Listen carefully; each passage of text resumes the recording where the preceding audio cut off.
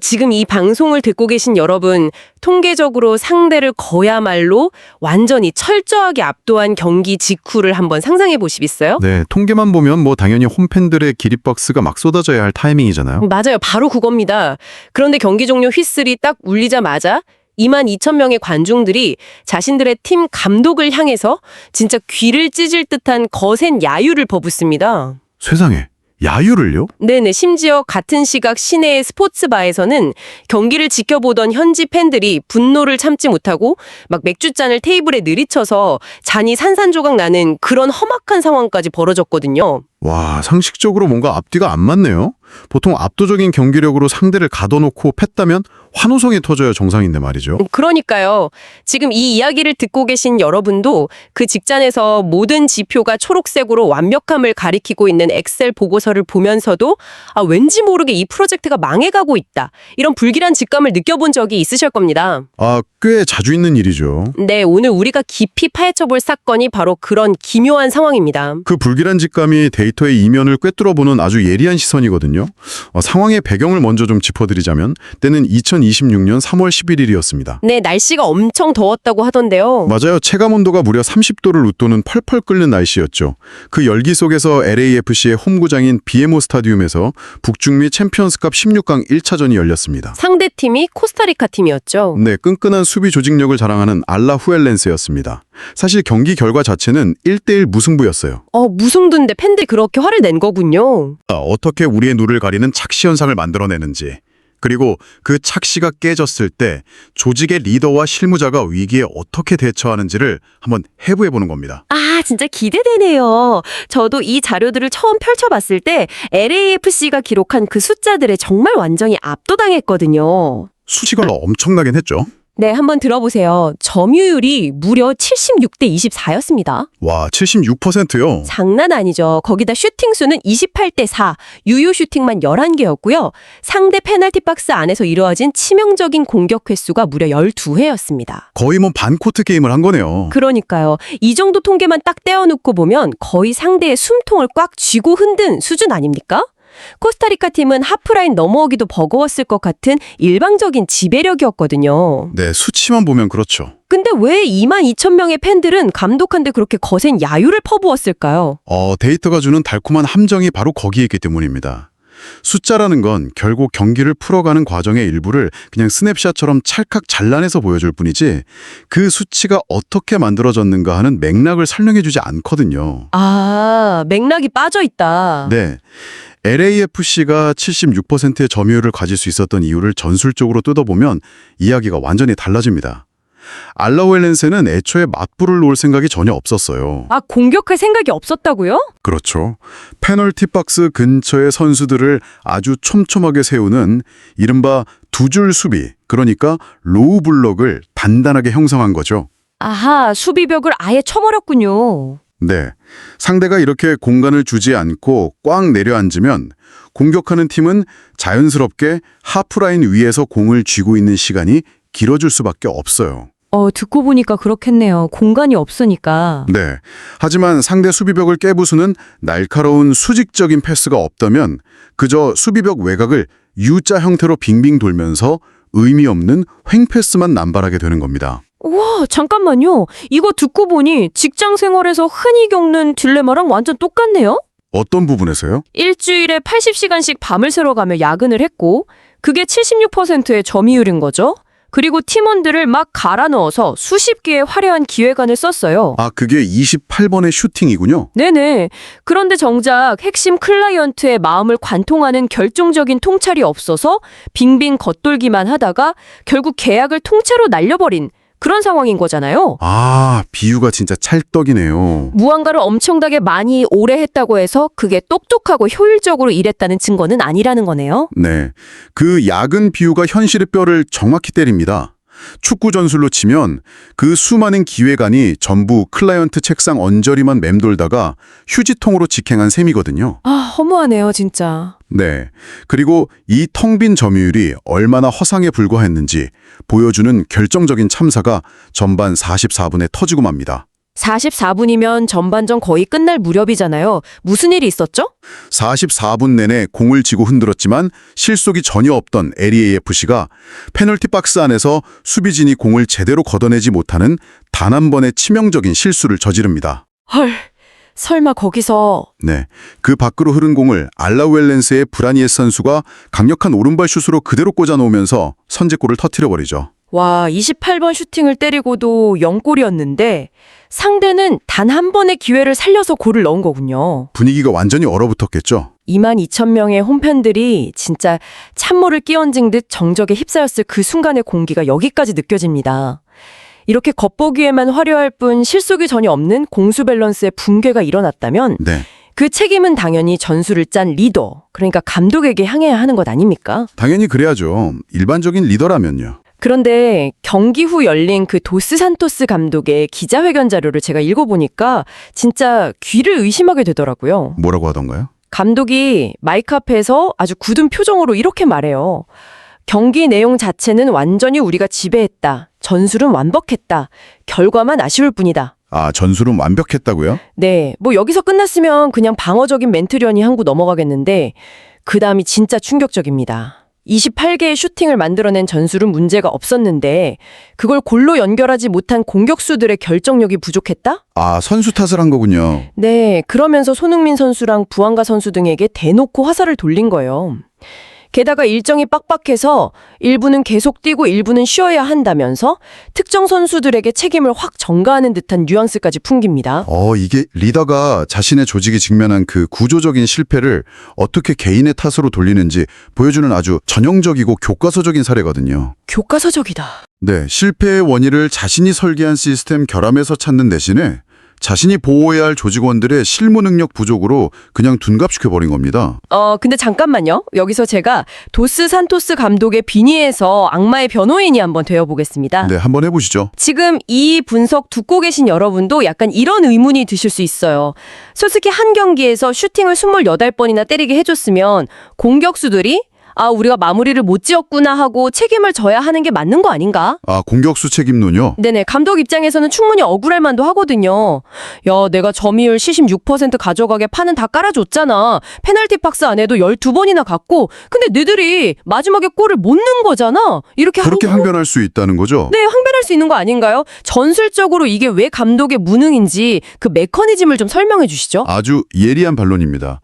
겉으로 드러난 숫자는 딱 보면 감독의 항변이 타당해 보일 수 있어요. 그렇죠. 28번이나 때렸으니까. 하지만 슈팅의 양이 아니라 질을 따져보는 순간 그 논리는 완전히 산산조각이 납니다. 자료에 포함된 세계적인 명장 아르센 벵거 감독의 과거 발언을 한번 인용해 볼게요. 네, 벵거 감독이요. 벵거 감독이 현대 축구의 흐름을 짚으면서 이렇게 통찰했습니다. 상대가 페널티 박스 안에 촘촘하게 두 줄 수비를 세운 상태에서 높은 점유율은 무의미한 권력에 불과하다고요. 무의미한 권력이다. 네, 즉 수비가 페널티 박스 안에 10명이나 꽉 들어차 있는 그 좁은 공간을 부수려면 선수 개인의 감각에만 의존할 게 아니라 벤치에서 미리 약속된 아주 세밀한 패스 패턴을 훈련시켜 넣어야 한다는 겁니다.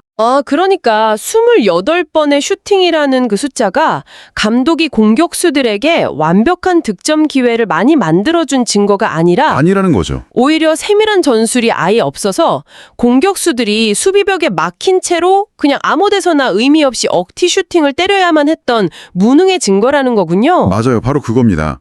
수비가 완벽히 정렬된 상태에서 조급하게 때리는 수십 번의 중거리 슛이나 막 억지로 올리는 크로스에 이은 헤더는 상대 수비수나 골키퍼 입장에서는 궤적이 뻔히 다 보이거든요. 그래서 막기가 쉽구나. 네, 막아내기 가장 쉬운 공격이죠.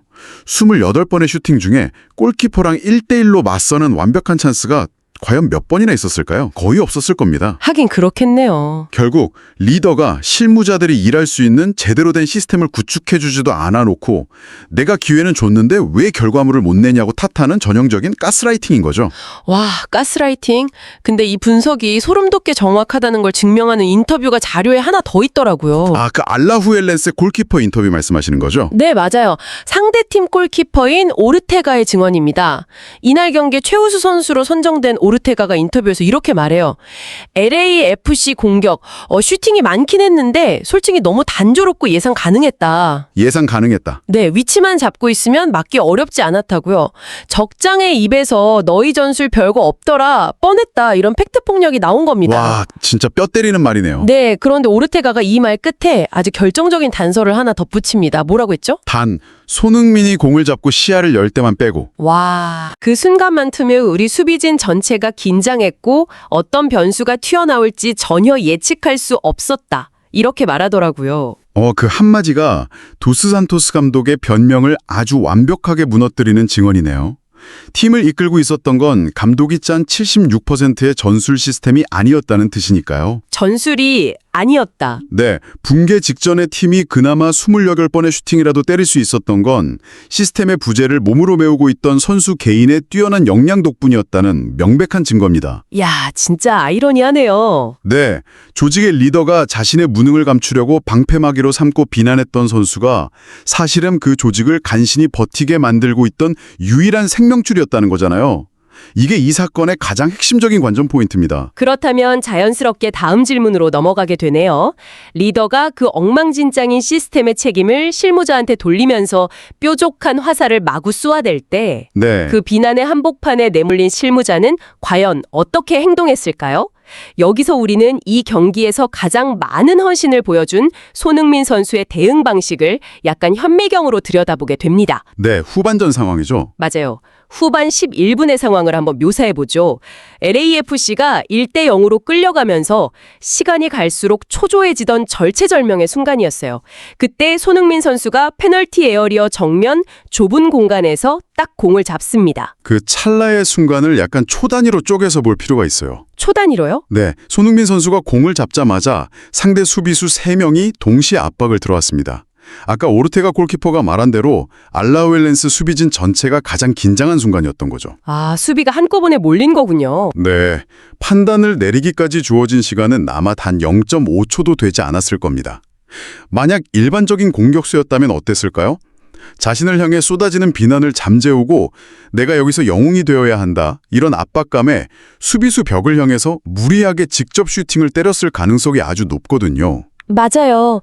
내가 여기서 한 방 보여준다. 이런 심리가 발동하기 가장 쉬운 타이밍이잖아요.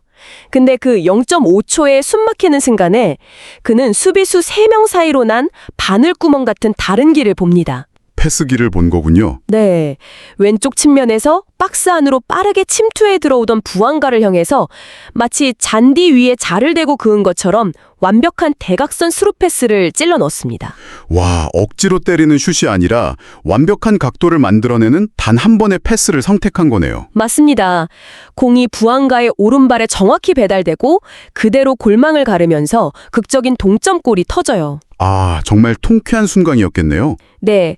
그런데 저는 솔직히 이 득점 장면의 짜릿함보다 그 직후에 이어진 행동이 훨씬 더 인상 깊었습니다. 어떤 행동이었죠? 보통 그렇게 극적인 동점골이 터지면 과장된 세리머니를 막 하면서 포효할 법도 하잖아요.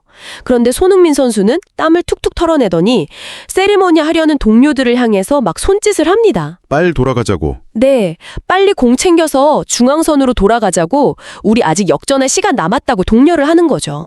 데이터가 그의 이런 헌신을 아주 투명하게 증명해주고 있습니다.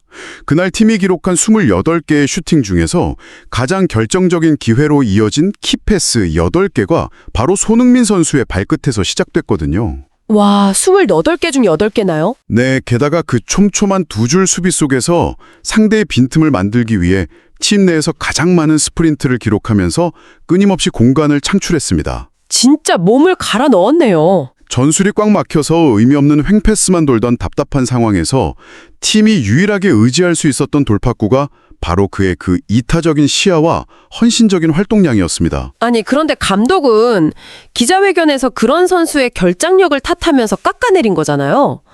아, 이 상황이 진짜 얼마나 기가 막힙니까? 정말 답답한 노릇이죠. 네, 여기서 현장 카메라에 잡히지 않았던 마치 영화의 한 장면 같은 라커럼 터널 안에서의 에피소드 하나가 등장합니다. 터널 아니요?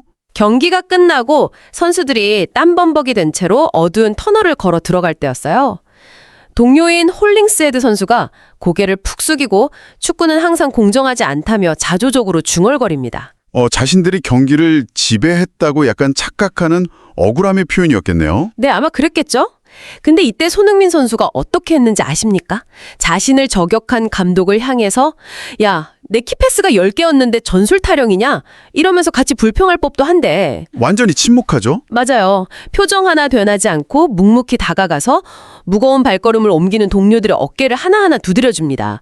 괜찮다는 듯이 조용히 고개를 끄적이면서요. 와, 저는 이 장면 보면서 이런 생각이 들었어요. 팀장이 무리한 일정과 엉망인 기획으로 프로젝트 다 망쳐놓고는 수습은커녕 회의실에서 고함만 치면서 팀원들 폰트 선택이 잘못했다고 막 남 탓을 시전하고 있는 겁니다. 진짜 최악의 상사네요. 없이 조용히 자기 자리로 돌아가서 에러가 난 엑셀 수식들을 하나하나 밤새워 다시 맞추고 상처받은 팀원들 커피까지 사다 주면서 멘탈을 챙기고 있는 모습 같았어요.